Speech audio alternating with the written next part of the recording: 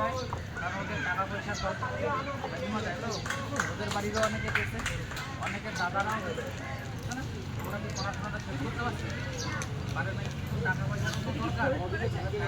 এমন না যে শুধু টোটো চালায় বা চাকরি করেই পাওয়া যায়, একজনকে ধরতে হবে।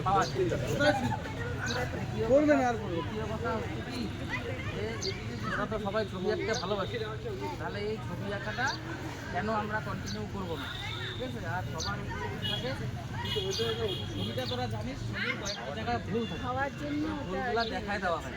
এইটাই হচ্ছে, এই কাজটাই করে হচ্ছে আমাদের সংস্থায় উইংস। এই যে ম্যাডাম আছে, স্যাররা আছে, যারা আজকে আসছে, এরা সবাই কিন্তু এরকম ছোট ছোট বাচ্চাদের থেকে শুরু করে যারা বড় আছে ওদেরও শেখায়। যার যেখানে গন্ডগোল হয়, যার যেখানে ছবি আঁকতে অসুবিধা হয়, ওইটা ওনারাও শেখায়, ঠিক আছে? এবার নিজেরা বাড়িতে আজকের কাগজটা তো বাড়িতে নিয়ে যাচ্ছি, এখানে বাড়িতে নিয়ে যায় ছবিটা সুন্দর করে শেষ করবে, শেষ করে তারপরে ছবিটা জমা দিবি স্কুলে, আমাদের কাছে থাকবে। আর এই স্যার ম্যাডামরা আছে, গরমটা একটু কমলে তারপরে আবার আসবে, যতদিন তোরা বাড়িতে নিজের মতন প্র্যাকটিস কর, তারপরে আবার আসবে, আবার অনেক কিছু শেখাবে, ঠিক আছে?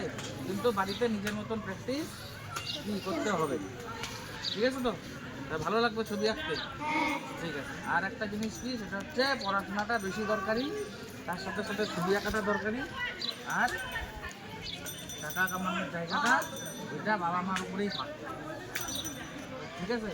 আমরা যখন বড় হয়ে যাব তারপরে টাকার কথা চিন্তা করবো, এটাই কথা ছিল।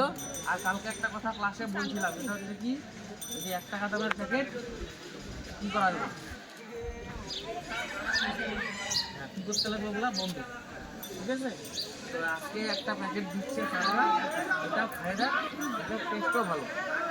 10টার জায়গায় আমি একটা খাবো, কিন্তু কী খাবো, ভালো জিনিস, ঠিক আছে?